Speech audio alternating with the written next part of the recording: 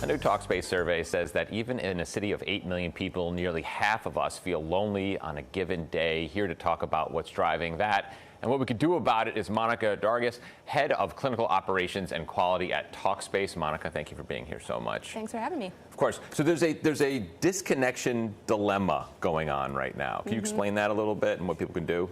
Yeah, absolutely. So I think that, we as humans, we're social creatures. I think we all know that. We know that social relationships are really important.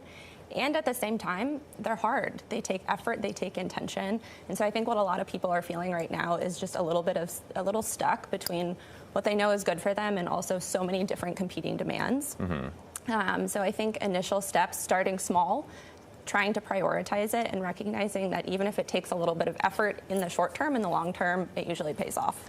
There's a survey, this is crazy, there's a survey that 60% of Gen Z has cut somebody off in the past, which seems like, okay, great, like people like closure, but it kind of comes back to bite you a little bit. How?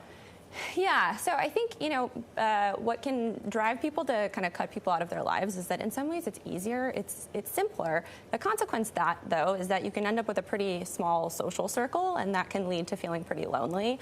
So I think the key here is boundaries. They're important in relationships. They're also oftentimes intended to be flexible.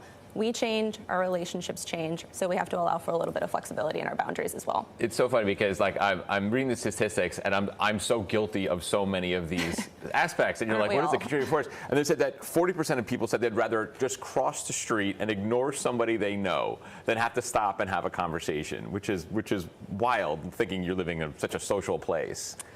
Yeah, and there's the avoidance of other people is real, and I think that there's a lot of reasons for that. For some people, it's genuinely anxiety, and for other people, it's they're really busy. They're on the move. They have 42,000 different things that are competing for their attention, and so disrupting that flow can sometimes feel not worth it, which can lead to this avoidance. It's also like social media, I can imagine, have some component where like, oh, I don't need to have people to talk to. I talk to my phone all the time. Yeah. Discussion with Instagram. For someone who's famous for isolating and being on their own, what are some tips if they're like, you know what, this is not healthy. I feel like I need to get out a little bit more, but I don't want to just dive into some, a bar. I want to take baby steps. What are some nice baby steps people can kind of figure out? Baby steps is a great word for it. I think finding really small ways to interact with people where the stakes are super low is a great place to start. So if you are ordering food and you could order from a kiosk or a person, order from the person.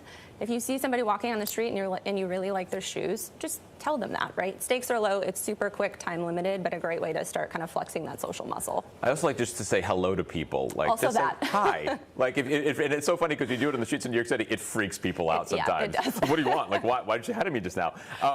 I talk about therapy. Marisol and I are very transparent about therapy on the show.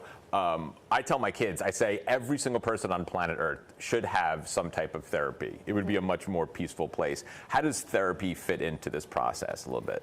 Therapy is a big part of this process. For one, a therapeutic relationship is inherently social, so it's a really great way for people to start getting some sort of social connection if they are particularly isolated.